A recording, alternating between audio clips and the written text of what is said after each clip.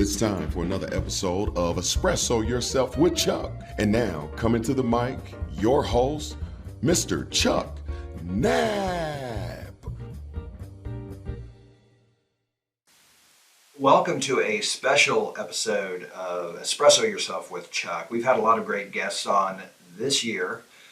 This was our first year of the rebranded, retitled Espresso Yourself with Chuck. It used to be called Coffee with Chuck, but this is our 10th anniversary for Jobs for America's Graduates Kansas. And so we decided to do a number of things this year to celebrate, including our November soiree, where we celebrated 10 years with our board of directors, students, supporters. We had former Governor Brownback come back and visit with us.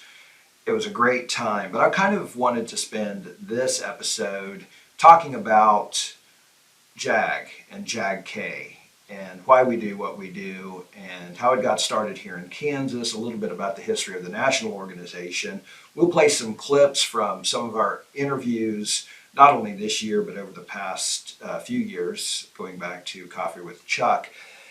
And up to this year, our most recent guest was Gary Gilliam Jr., who is a former NFL player, an entrepreneur, real estate developer, multi-major graduate of Penn State University, where he played football, obviously. And so a lot's going on, but let's go back to the beginning. So the first question is, how did JAG get started? Good question. I was then Governor Pete DuPont's education advisor in Delaware. Delaware was in a terrible mess at the time. Almost bankrupt. Wall Street wouldn't buy the bonds. The federal government had taken over the schools to get them integrated. It was the second highest unemployment rate in the country, second highest dropout rate. And Governor DuPont said, look, we're a tiny place, 140 miles long, 40 miles wide. We can do better than this. So we set up 5 task forces. Over a 6-month period, we built the JAG model and then rolled it out to test it. My favorite story, and which is absolutely true, is that in this terrible mess we were in, and it's hard to fully describe it, at midnight, at the end of a long series of meetings in the governor's mansion, the governor asked me to present the plan for Jobs for Delaware graduates, which I did. And he went around his cabinet, which was 13 people around the table, including me. And because of the mess we were in and all the issues that the state was facing, they essentially said, no, no, no, no, no, no, no, no, no, and got to me and I said, yes.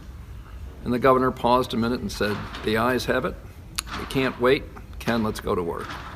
It wasn't too long where they started to realize the fruits of their efforts, and other states took notice, specifically Arizona and Tennessee. Ken Smith tells a great story about how they got to Arizona. The former elected education commissioner of Arizona basically called Ken Smith, who was Governor DuPont's education aide and the co-founder of Jobs for America's Graduates, called Ken and said, hey, you're coming to Arizona. We want to do what you're doing there in Delaware. Ken thought maybe he had an option, and she quickly made it clear that no, you don't have an option.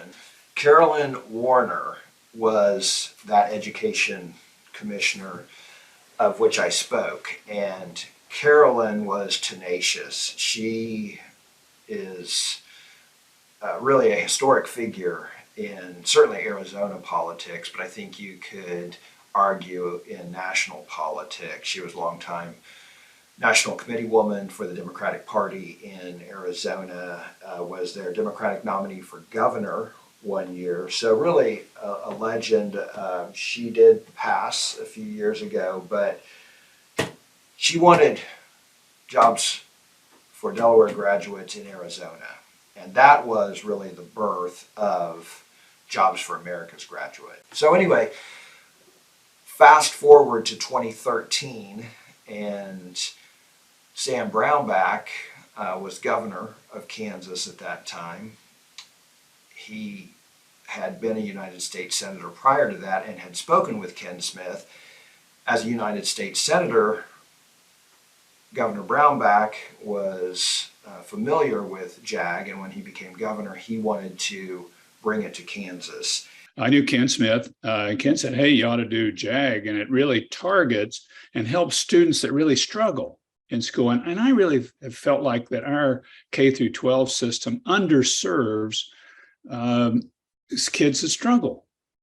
I mean, I think it tries, but so much of it's pointing people towards higher education, which is good. I've got an advanced degree. I've taken advantage of that system, but there's a lot of students that just struggle in this system. And what I saw in JAG was a program that could really help that struggling student.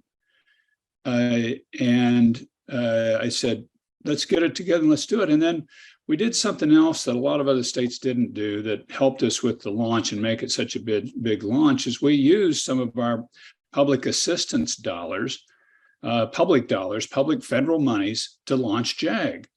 A lot of others did it off of fundraising and corporate donations, which is good, great. But often it's hard to sustain. And can you find corporations that are going to be philanthropic enough to do that? Because they may get, some better workers out of it, but everybody does, honestly. And so we just decided this would be really a good use of our public assistance dollars to help people before they get in a tough way. And he brought it to Kansas in a significant way. We started with 25 programs in the 2013-14 school year. That is the largest, continues to be the largest launch in the history of JAG, with 25 programs. It more than doubled the next year.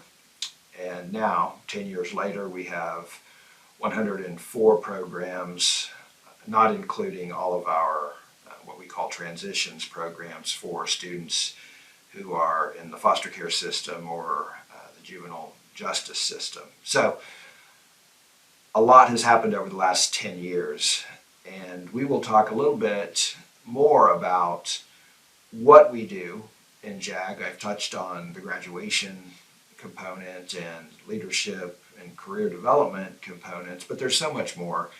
We have community service, civic awareness, and those are just some of the elements of this successful evidence-based model. In Kansas, we've had a 96% graduation rate all time. If you go back the past 10 years, our statewide graduation rate in Kansas is also at an all-time high at over 89%. But even working with our students who may have academic challenges, 50% of our students are in the bottom 25% of class rank. We're still getting excellent graduation rates, but even, I would say, as important, maybe some would say more important, our positive success rate is also very high. And that means last year, 86% of our graduates, 12 months after their graduation, they were either in post-secondary education, military service, or in the workforce on a full-time basis. That's a year after graduation. So we're pleased with that. Obviously, we would like 100%, but 86% is a strong outcome. And we know that nationally, if a student is in a JAG program, they are 230% more likely to be employed than their peers who weren't in a JAG program. So the workforce development component is obviously working. It has been successful for more than 40 years nationally and 10 years here in the state of Kansas. And so before we talk a little bit more about some of our outcomes, I wanted to visit with someone who has been here for all 10 years. I am joined by Connor Phillips, who around here is referred to as an OG. And that's because he has been here from the beginning. Connor, welcome. Thank you, Chuck. So tell us, this is our 10th year. We're celebrating that. You were there in November for the JAG-K soiree and recognized as an original. You know, things are different now, a lot of programs, but as I mentioned earlier in this video, when this program started in Kansas, it started at a pretty good scale with 25 programs, the largest ever in the history of JAG for a new affiliate launch. You were here for that. Tell us a little bit about how you found out about the opening for career specialist at Parsons High School, a little bit about maybe your background, why you were interested in the position, and then just take us through the early days of starting this new program. Well, yeah, it's been 10 years. It's been a journey. We've gone through so many changes. You know, from the very beginning, I was actually over in Coffeyville, Kansas, working. I was the ESL district coordinator and also the tutor for the high school, middle school students. Like many people, you know, JAG was brand new to Kansas that year, and nobody knew what it was, including myself. I didn't even know that it was going to be in Parsons, which is my hometown where I lived at. So I actually had some teachers reach out to me and said, "Hey, Connor, there's this position open at Parsons. I don't know what it is, but it's in our building. Come back home," kind of thing. So I had to look into it. You know, it really intrigued me. I did my research on it, figured out kind of what the program was about, and working with that population of students and really being able to have an impact on them is something that I just strive for. So I absolutely jumped all over it. Luckily enough, I submitted my application, got an interview, and was offered the job. So started in July of 2013.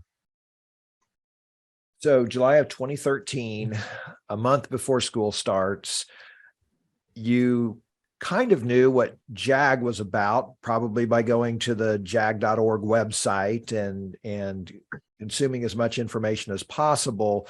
But as far as actually running a JAG-K program, you were probably seeking answers. So tell us about the training and what that experience was like preparing for the first year of the JAG-K program.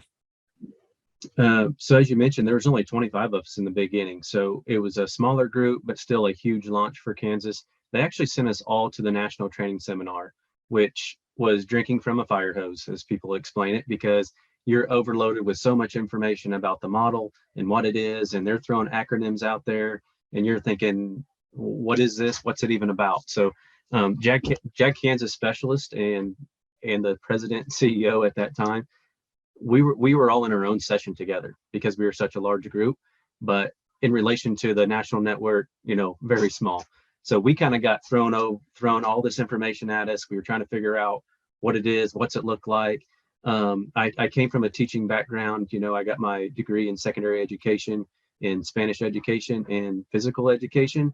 Grew up in a family of teachers, grandparents, parents. So I felt comfortable myself going into a school and having my own students.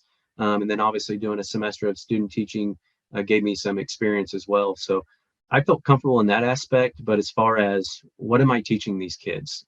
You know, what is my goal? What is my objective?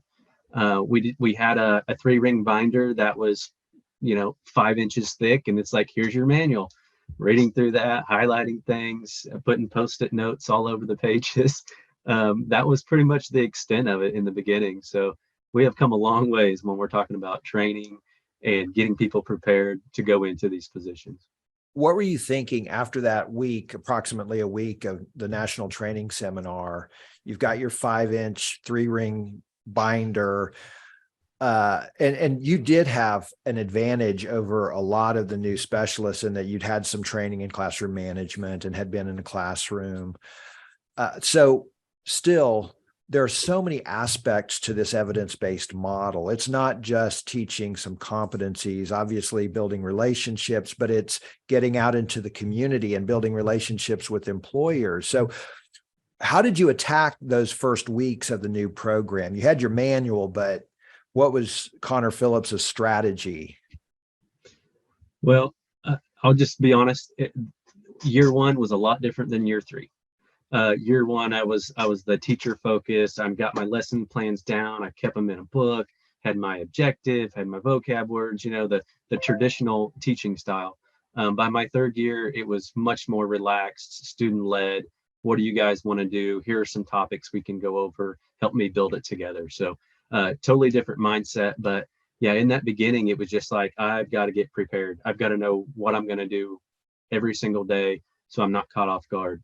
I felt fairly comfortable with the fact that I was back in Parsons. I was a graduate not very many years before that. I still knew a lot of the teachers there in the building and the staff. Obviously born and raised in Parsons, so I had a lot of community connections that I really relied on. It was easy for me to go out and get guest speakers in the beginning and just getting my kids exposed. So being able to build the relationships with them, I think felt like it was a lot easier because they knew I was there for them and I cared about them. We were focused on their grades. We were meeting with their teachers. There's a lot of one-on-one time in the beginning, just trying to figure out who they are and how they can best be supported. And I think that's still kind of our baseline today is you have to know your kids because you want them to be successful. And if they don't want to know what you know, they want to know that you care. And once you can get that to them, you can help them and they'll do anything for you. Obviously, that's important. Relationships are critical. What are some of the other things, though, that set JAG-K apart from other programs? There are other programs in schools. There may have been other programs at Parsons High School at the time. This is an in-school elective class. We have a 12-month follow-up with all of our seniors after their senior year. But tell us, why do you think it's been so successful at Parsons High and across the state? What sets JAG-K apart from other programs and initiatives? Well, we're very non-traditional. Going through college and learning how to become a teacher compared to what I know about what students need today, it's very different. I think JAG-K sets the students up for success in different ways than the traditional education system does. Through the project-based learning, giving kids some leadership roles, letting them work in groups, letting them give some presentations, getting them out of their comfort zones a little bit. It's not sit in your seat, open your book. This is a student-led organization. Those students get a voice and choice that they typically don't get anywhere else. I was able to lead that and be the most successful by putting up different topics that were part of our curriculum and competencies, and allowed them to choose which ones they wanted to work on and what those projects look like. Also having them think about who they know in the communities. There's not very many classes that get, 10, 15, 20 plus employer engagement. So giving those students an opportunity to explore different careers was very vital into the success and still is. The one thing I've learned over the last 10 years is students don't know what they don't know. These are young adults, and until they're exposed to it, they don't even know it exists. One of my favorite questions to ask students was, if you could leave school right now and go do whatever it is you wanted to do, anything in the world, what would you do? And no matter what answer they gave me, it was always, you can make a job of that. You can go out and earn a living and make some money doing that. And it was like, what do you mean? So then we get into the research part of it. So being student focused and having those individual plans for them is extremely vital. It's not a math class. It's not an English class. It's not that set structure that you typically get in an education setting. So I think that employer engagement aspect, that career focus mindedness is extremely key. And then, just the non-traditional aspect of we're here to have fun. We're here to care about each other. We're here to get you through whatever obstacles you have, whatever happened to you this morning or last night. We're going to get you through that. We're going to make sure you're successful in school. We obviously understand students and a lot of the traumas that our young adults go through these days, and anything that we can do to help support them and overcome those so they can be successful in life. That's our mission. That's why we're here.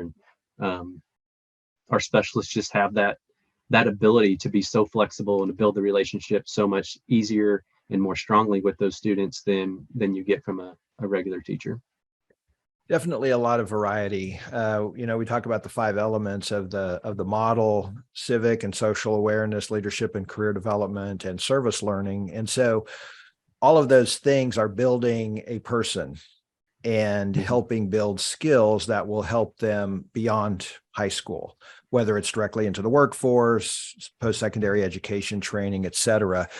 So all of those things we teach, and that's taught by a career specialist.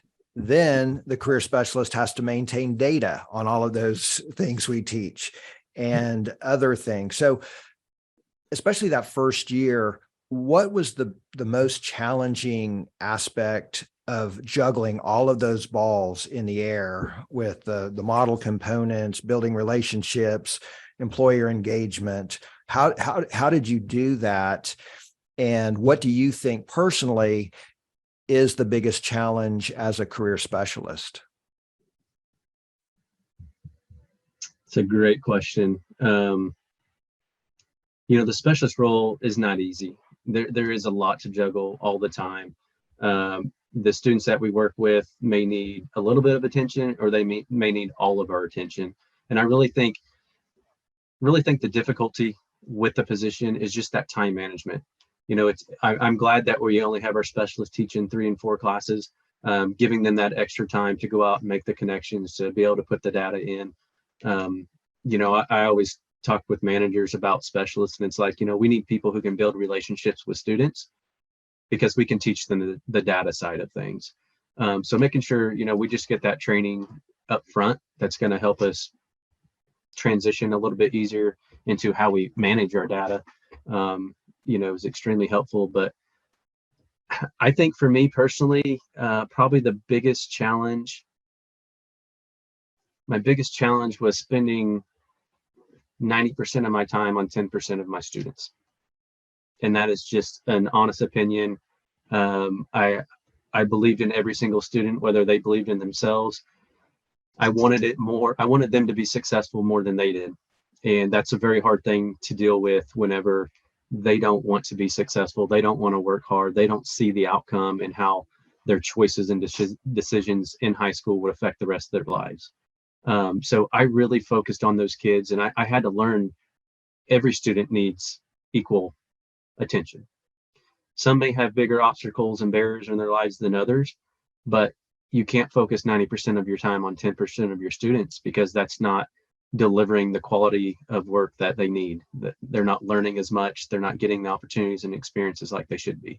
So for me, that was probably the most difficult aspect of the job, is learning how to manage that time with students, and then, of course, managing time with how long do I spend developing lesson plans? How long do I spend reaching out, making phone calls? How long do I spend going out and doing, blind visits to different companies and organizations? There's a lot, but I really feel like we've come so far now that, it is a manageable job, because we have a ton of resources and support. We have all these great, best practices that we can share from our specialist and managers' points of view, that, we're overloaded with resources, which is a great thing, because in the beginning, when we started, I said it was my handy binder that I had, and that was pretty much all I had to go off of. So 25 was a big start. The next year, JAG-K actually more than doubled in size to 52 programs. What was that like? You were a veteran then at that point, but tell me, what was the sense of the 25 originals? And I don't know how many stuck around for year 2. I don't know if you know, or approximately how many, but what was it like going into year 2 with more than double the number of programs? A little hectic. There's a lot of restructuring that went into place. We actually had a manager then, and not just a president and specialist. So now we were reporting to someone pretty consistently. We had a little more data check and responsibility we had to do, but it also allowed us to have someone to lean on and give us some support as well. So I remember state training thinking, wow, this is a huge group. We have 52 people in here as specialists, and it was the flashback. Oh my gosh, they're going through what I went through. You know, they have no idea what they're getting into right now. I just hope they all have a great heart and are willing to serve those students and put the time and effort in, because that's what we need. So that week of training was just intense. It was constant. I mean, we were in trainings all day long, and then it was collaboration all night long, because everybody was trying to pick people's minds. How did you do this? How did you do that? What does this look like? And, you know, being in 25 schools in the beginning, we were so spread out over the state, we didn't have that good connection piece. You know, we're fortunate enough now that we have a little smaller regions. We have better relationships and better communication because we have teams of people. Back then it was one big team, and you know, a smaller portion of administrative staff and management. So we didn't get the opportunity like we do now to collaborate with one another. So it was a stressful time, just for the fact that, you know, a lot of questions coming at you, asking about your job and how you did it.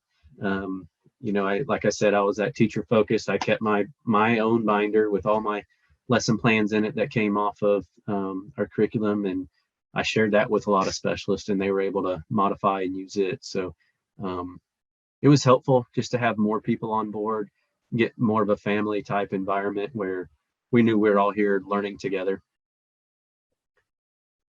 JAG-K actually won an award that year at the National Training Seminar for having the most number of attendees. So, and we've never had that large a group since. So No. I'm sure it was a very special time, interesting time. What are some of the other changes you've seen over the past 10 years? You mentioned a few of them: more people, more collaboration. Well, I'll ask you, because you were here when it was the smallest, and you've been here since it's the largest. Actually, Kansas is the fastest. I want to say this correctly. We reached 100 or more programs quicker than any other affiliate in the history of Jobs for America's graduates. Part of that was that huge leap from year one to year two.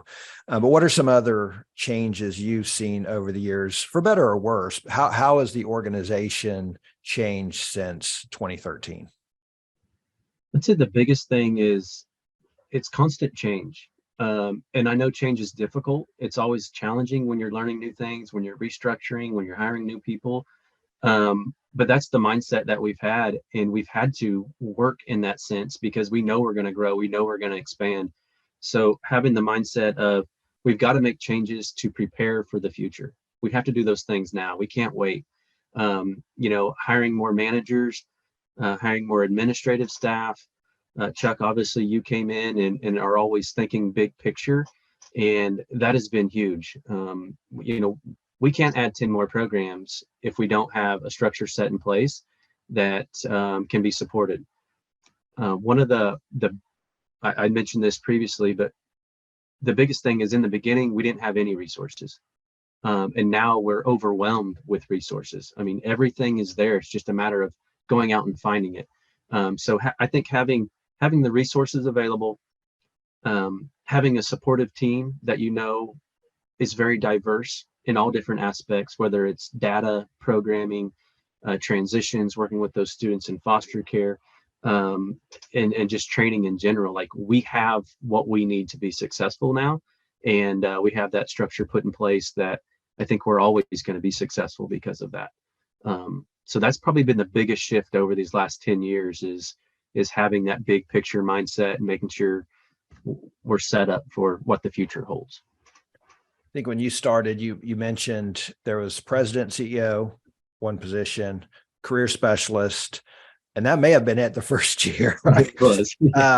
I know an administrative assistant was brought on at some point, but there weren't too many positions within the organization in those early years. And so so there weren't too many promotional opportunities or pathways. And we talk about every role is important. There are more roles now within the organization, and you've had, you're in your third role, I think. So career specialist, regional manager, and now a director. And you've seen a lot of that. Well, you've seen all the change. You've been here, you and just a few others. We've had some others who have come back to the organization after taking a little bit of a sabbatical, doing other things, but there are very few. In fact, help me remember, you, Michael, do we have any other OGs still with us? Anna Silva. Anna, of course. Yeah. I believe that's it. That's it. Michael Munoz, Connor Yeah. Phillips, and Anna Silva, part of the original 25. We need to give you a special patch or something to wear on your jackets, or your shirts, on your polo shirts. Anyway, Connor, thank you so much for kind of going back through the history of JAG-K, helping us celebrate these 10 years, for being an integral part of the overall success, and certainly the early success of JAG-K. Well, that was a great opportunity to get a little bit more history of JAG Kansas. And now I wanted to play a clip of Ken Smith as he talked about one of the moments that inspired him most as co-founder and president of Jobs for America's Graduates. Well, it's hard to pick one. Of course, 40 years is a long time and seen a lot. But I think it's when the young man walked up to me and he said, "Are you Ken Smith?" And I said, "Yes, I am." And he said, "Wanted to meet you." I said, "Great to meet you. I wanted you to know you saved my life." And went on to describe a really tough set of circumstances that led to that. So that's pretty vivid and very direct and very honest. You know. We've had a lot of interesting folks on here. We've had college athletes, pro athletes, we've had broadcasters, we've had business owners. A wide range of careers have been represented on this program. Most recently, we had Gary Gilliam Jr., who is a former NFL player. He played for the Seattle Seahawks and the San Francisco 49ers, an offensive tackle. He actually caught a touchdown pass in the NFC Conference Championship game against the Packers. I think that was in 2018. May have to fact check me on that. But that was really kind of the momentum shift that the Seahawks needed in that game. They were behind the Packers at the time fairly significantly. They caught up, they overcame them, and went to the Super Bowl, where they ultimately lost to the Patriots on a goal line offensive call. It was a pass that was intercepted by the Patriots in the end zone. I think most people thought they would give it to Marshawn Lynch and he would go in for the touchdown, but that didn't happen, and the rest is history. But Gary Gilliam Jr. was not only successful in athletics, reaching the pinnacle of that sport, he has contributed to his community, and really that all started, his drive started early, and he had some great advice for students when we spoke with him recently. They just didn't like that I missed half my college football career, that I didn't have much experience as an offensive tackle, right? There's a lot of things against me, right? You got to persevere through adversity, though. So I was taught, look, control what you can control, your mindset, your effort. Just all you need is a blade of grass, right? If it's on defense and all you got is a blade of grass to defend, boy, bend, but don't break, right? Defend it. Offense, if all you got to get is a blade of grass, then go do everything you can. Fight this. It's a blade, right? So for me, that always meant like, hey, look, just an opportunity. If I get my foot in the door, if I get to get a little blade of grass, then I can make this thing pop. So I was told very early on that the same attributes that make me successful as an athlete are the same things that are going to make me successful in the classroom, in the business world, and whatever it is that I decide to do.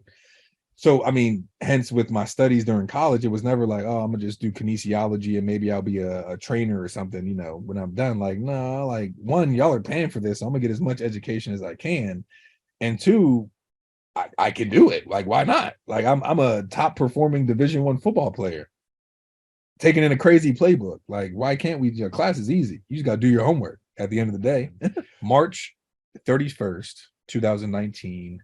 The rapper and philanthropist, community builder Nipsey Hussle was shot and killed out in front of a shopping center that he owned. Nipsey was a rapper in California, in Compton, was involved in gangs and hustling, did what he had to do to feed his family growing up, ended up getting into rapping, made some pretty good albums, was an independent artist, owned his masters, was talking about financial literacy and generational wealth and his raps, right? So it's kind of a different cat. And then wasn't just talking about it, but was doing it. Had actually invested into Compton to build a co-working space called Vector 90 to act as a pipeline between the inner city and Silicon Valley. And so he had gotten shot and killed in front of one of the things that he had owned. And it just led me into a deep dive into his life, what he was about, who he was, listened to a lot of his music, his interviews. And I started questioning myself, like Gary, what are you doing? Like this guy here, unfortunately had to lean on selling drugs and gang banging and rapping. Like he didn't get to go to a Milton Hershey school or earn a scholarship to go to a Penn State or go to the NFL and make a bunch of, clean money. So what are you doing? Why aren't you investing intentionally in the infrastructure of your community? Right. So I started thinking to myself, I was asking that question about corporations and why are these football players not going home and doing things beyond football camps? Well, Gary, what are you doing? So again, Nipsey was shot and killed March 31st, 2019. It was a week of me literally in my office with his album Victory Lap on repeat, writing, bringing all the different business plans that I had written together into this one entity, right? A co-working space, urban agriculture, multifamily homes, a nonprofit, entertainment pieces, like sustainability. I'm like, whoa, this is the bridge. That's what this is. And it came, I looked up if thebridge.com was an available domain, and it was. Crazy. So I'm like, okay, this is meant to be. Designed the logo real quick, and then it was about finding the people to make it happen, right? All right, you got the business plan, you got all the processes down now. Let's make this happen. Resiliency, overcoming barriers, those are all things we talk about at JAG-K. And we also talk about the importance of giving back to your community. All of our students are required to have 10 hours of community service each year, and many of them do more than that, not only with their class, but on their own as they understand the significance of being involved in your community, being involved in what's going on with the electoral process. We don't endorse candidates, but we do tell our students that it's important to know what's going on in your community. And if you are interested in a career in public service, then go volunteer. Find a candidate who matches your beliefs and go help that candidate. Especially if you want to have a career in politics, starting at that level, volunteering is really the best way to get involved. And we've had a number of elected officials talk to us over the years. Governors, all of our governors have been very supportive of JAG-K. I mentioned it started in 2013 with former Governor Sam Brownback, who brought the program to the state. Then Jeff Colyer continued to support it as governor. And then Governor Laura Kelly has also been a member of the National JAG Board of Directors. She has helped fund expansion for JAG-K, our first significant expansion since 2014-15. She's also expanded our opportunities in serving system-involved youth, both in the foster care system and in the juvenile justice system. So she has also been a champion of JAG-K. And so here are a few clips from our three governors. The thing I really love about this program is that it allows really the specialists to put their heart into it for the students.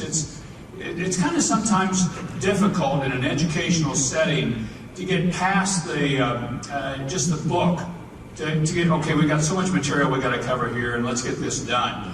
But what you've got in the JAG program, and JAG-K in particular, is you've got these specialists that just pour their heart into it, and pour their hearts into their students. and the students respond. And they thrive, and they grow, and they get so much better, and they get so much out of it, to where that this becomes one of the key experiences for them in their entire high school time. JAG's mission is to prepare and empower our students to succeed. And as you prepare to become the next generation of America's workforce after graduation. As governor, that is also part of my mission, and that's why I'm so proud to support the JAG organization and you, its participants. I wish each of you the best in all of your endeavors. Hello, Governor Laura Kelly here.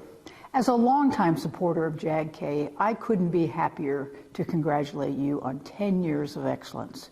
For the last decade, you have given Kansas's next generation the support and the resources they need to succeed.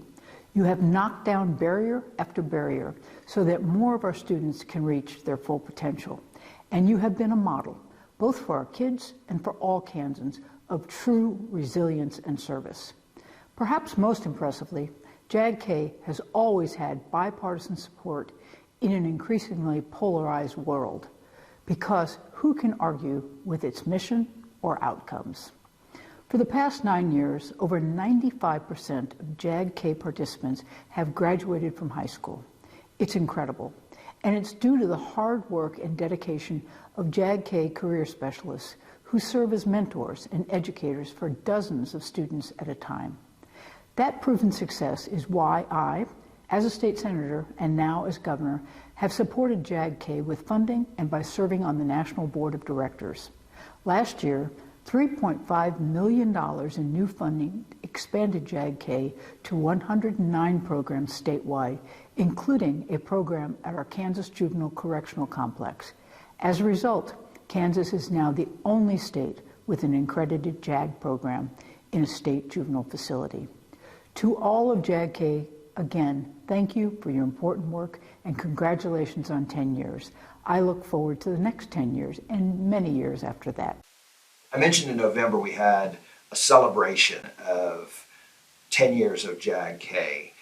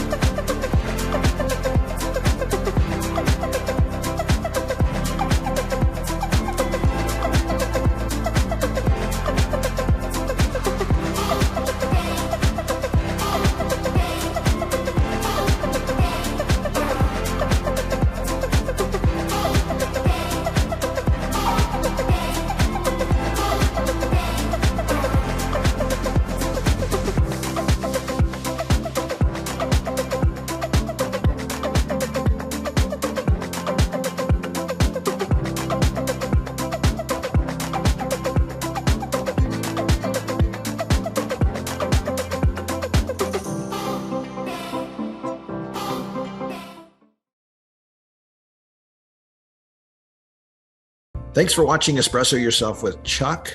Please subscribe to our YouTube channel and get notified of any new episodes of Espresso Yourself with Chuck or other videos with our JAG-K program. Thank you.